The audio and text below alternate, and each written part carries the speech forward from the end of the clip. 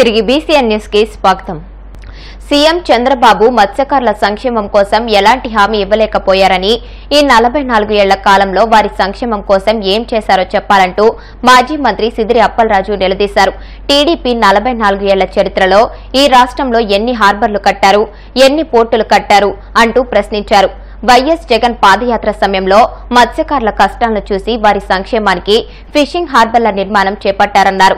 గత ప్రభుత్వంలో చేపట్టిన హార్బర్ల పనులు అన్ని అర్ధంతరంగా ఆపేశారు. మీరు ఈ రోజు అదే ఫిషింగ్ హార్బర్ ప్రాంతంలో చంద్రబాబు మీటింగ్ పెట్టారు.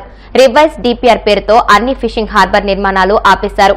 చంద్రబాబుకు ఎప్పుడూ మత్స్యకారులు అంటే చిన్న చూపే.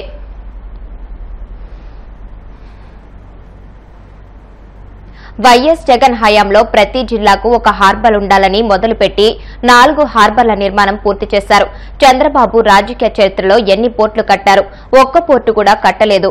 వైఎస్ జగన్ హయాంలో 4 పోర్టులు ప్రారంభమయ్యాయి.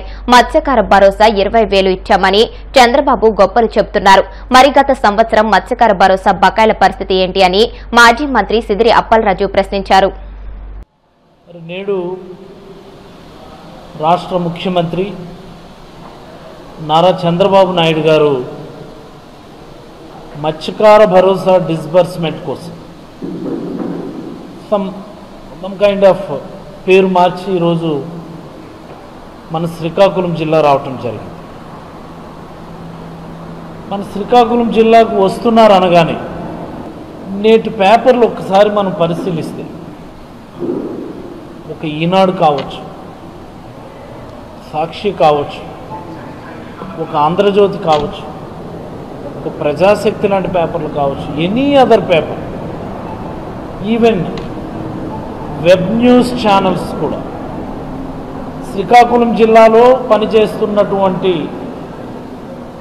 వెబ్ న్యూస్ ఛానల్స్ కూడా చాలా విరివిగా నిన్నటి నుంచి ప్రచారం చేసే ఏంటి ఈ జిల్లాలో అనేకమైనటువంటి సమస్యలు ఉన్నాయి, ఈ జిల్లాలో పూర్తి చేయాల్సినటువంటి ప్రాజెక్టులు ఇంకా చాలా ఉన్నాయి, వీటన్నిటిపైన గౌరవ ముఖ్యమంత్రి గారు కామెంట్ చేస్తారు, జిల్లా అభివృద్ధి కోసం మాట్లాడతారు అన్నటువంటి ఆశలు కల్పించినాయి. మొదటిది. మరి నేటి కార్యక్రమం చూస్తే నా దృష్టిలో నేటి కార్యక్రమం అత్యంత నిరుత్సాహపరిచినటువంటి కార్యక్రమం అని నేనైతే భావిస్తా ఉన్నాను. అత్యంత నిరుత్సాహపరిచినటువంటి కార్యక్రమం. ఎందుకు ఈ మాట అంటున్నానంటే, చంద్రబాబు గారు మాట్లాడినటువంటి 45 నిమిషాలు 50 నిమిషాల సమయంలో ఎక్కడా కూడా మత్స్యకారుల సంక్షేమం కోసం గతంలో ఆయన ఏం చేశారని చెప్పే అంశాల్లో ఆయన ఏం క్లారిటీ ఇవ్వలేకపోయారు. రాబోయే రోజుల్లో ఏం చేస్తామన్నటువంటి అంశం మీద కూడా ఆయన ఎలాంటి క్లారిటీ ఇవ్వలేకపోవడం అన్నటువంటిది మత్స్యకారులుగా మాకందరికీ చాలా నిరుత్సాహానికి గురి చేసిందని ఈ సందర్భంగా మీకు అందరికీ మనవి చేస్తా ఉన్నాను. ఎందుకు ఈ మాట అంటున్నానంటే, ఈరోజు వేదిక మీద మాట్లాడినటువంటి వక్తలందరూ కూడా, ఇంక్లూడింగ్ రాష్ట్ర మత్స్యశాఖ మంత్రి, జిల్లా మంత్రి అయినటువంటి అచ్చెన్నాయుడు గారితో సహా చెప్పినటువంటి మాట, ఎన్టీఆర్ గారు పార్టీ పెట్టి 44 ఏళ్ళు అయింది నేటికి. ఈ 44 ఏళ్ల కాలంలో అన్ని సందర్భాల్లో కూడా మత్స్యకారులు తెలుగుదేశం పార్టీకి అండగా నిలబడ్డారు అని చాలా గొప్పగా చెప్తా ఉన్నారు. నేను అడుగుతా ఉన్న మత్స్యకారుడిగా, మీరు చెప్పాల్సింది ఈ 44 ఏళ్ల కాలంలో మత్స్యకారులు తెలుగుదేశం పార్టీకి బలంగా అండగా నిలబడ్డారని కాదు మీరు చెప్పాల్సింది. ఈ 44 ఏళ్ల కాలంలో మత్స్యకారుల సంక్షేమం కోసం, మత్స్యకారుల అభివృద్ధి కోసం, సుదీర్ఘమైనటువంటి తీర ప్రాంతం కలిగినటువంటి ఈ జిల్లాకి కానీ, సుదీర్ఘమైనటువంటి తీర ప్రాంతం కలిగినటువంటి ఈ రాష్ట్రానికి కానీ ఏమి చేశారో చెప్పుంటే మేమందరం చాలా సంతోషించే వాళ్ళమని ఈ సందర్భంగా నేనైతే అడుగుతా ఉన్నాను. ప్రతి నెల చివరి ఆదివారం తన మనసులోని భావాలను రేడియో కార్యక్రమం మన్ కీ బాత్ ద్వారా ప్రజలతో పంచుకుంటూ ఉంటారు ప్రధాని నరేంద్ర మోదీ. ఈ రోజు ప్రధానంగా పహల్గాం ఉగ్రదాడి ఘటన గురించే ప్రధాని ప్రసంగించారు. ఏప్రిల్ 22న పహల్గాంలో జరిగిన ఉగ్రదాడి తన మనసును ఎంతగానో బాధించిందని, దేశంలోని ప్రతి పౌరుడు ఆ బాధ అనుభవిస్తున్నారని అన్నారు. ఈ దాడిలో ప్రియమైన వారిని కోల్పోయిన బాధిత కుటుంబాలకు తన ప్రగాఢ సానుభూతి ప్రకటించారు. ఉగ్రదాడి చిత్రాలను చూస్తుంటే ప్రతి భారతీయుడి రక్తం మరిగిపోతుందని ఆగ్రహావేశాన్ని వ్యక్తపరిచారు. ఈ దాడి పిరికిపందల చర్య అని ప్రధాని మోదీ అన్నారు. आज जब मैं आपसे मन की बात कर रहा हूं तो मन में गहरी पीड़ा है। 22 अप्रैल को पहलगाम में हुई आतंकी वारदात ने देश के हर नागरिक को दुख पहुंचाया है। पीड़ित परिवारों के प्रति हर भारतीय के मन में गहरी संवेदना है। भले वो किसी भी राज्य का हो, वो कोई भी भाषा बोलता हो, लेकिन वो उन लोगों के दर्द को महसूस कर रहा है जिन्होंने इस हमले में अपने परिजनों को खोया है। मुझे एहसास है हर भारतीय का खून आतंकी हमले की तस्वीरों को देखकर खौल रहा है। पहलगाम में हुआ ये हमला आतंक के सरपरस्तों की हताशा को दिखाता है, उनकी कायरता को दिखाता है।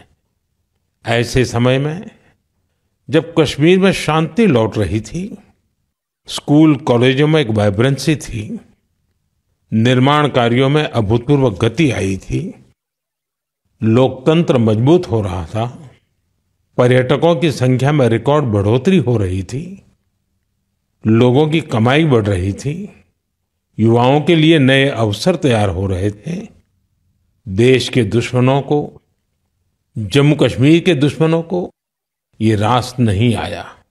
आतंकी और आतंक के आका चाहते हैं कश्मीर फिर से तबाह हो जाए और इसलिए इतनी बड़ी साजिश को अंजाम दिया। आतंकवाद के खिलाफ इस युद्ध में देश की एकता, 140 करोड़ भारतीयों की एकजुटता हमारी सबसे बड़ी ताकत है। यही एकता आतंकवाद के खिलाफ हमारी निर्णायक लड़ाई का आधार है। हमें देश के सामने आई इस चुनौती का सामना करने के लिए अपने संकल्पों को मजबूत करना है। हमें एक राष्ट्र के रूप में दृढ़ इच्छा शक्ति का प्रदर्शन करना है। आज दुनिया देख रही है, इस आतंकी हमले के बाद पूरा देश एक स्वर में बोल रहा है। साथियों, भारत के हम लोगों में जो आक्रोश है, वो आक्रोश पूरी दुनिया में है। इस आतंकी हमले के बाद लगातार दुनिया भर से संवेदनाएं आ रही हैं। मुझे भी ग्लोबल लीडर्स ने फोन किए हैं, पत्र लिखे हैं, संदेश भेजे हैं। इस जघन्य तरीके से किए गए आतंकी हमले की सबने कठोर निंदा की है। उन्होंने मृतकों के परिवारजनों के प्रति संवेदनाएं प्रकट की है।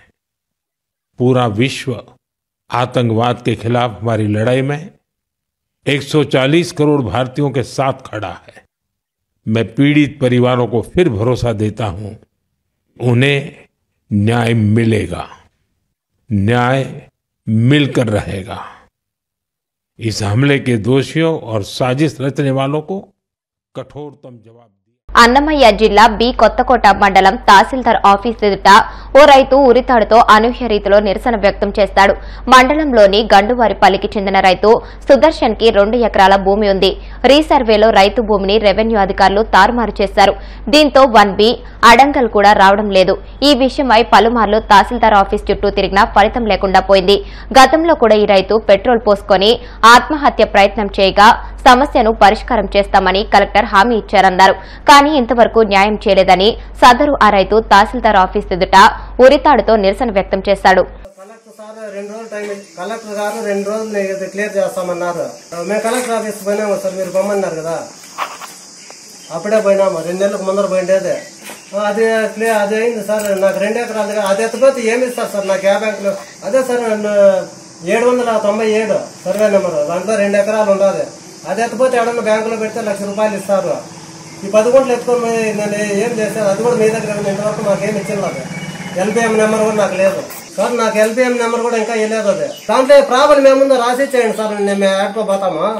మా వల్ల కాదు, దీంట్లో ఈ ప్రాబ్లం ఉండదు అని చెప్పి అనేస్తే అదేందుకు తెలియదు సార్. పెట్రోల్ పోసుకున్నాము, వచ్చినాము, కలెక్టర్ వరకు పోయినాము, పేపర్లకు వచ్చినాము, మీ ఆఫీస్కి వచ్చినాము, అంతా చేసినా మాకు తెలియదంటే మేము ఏం చేయాలి సార్?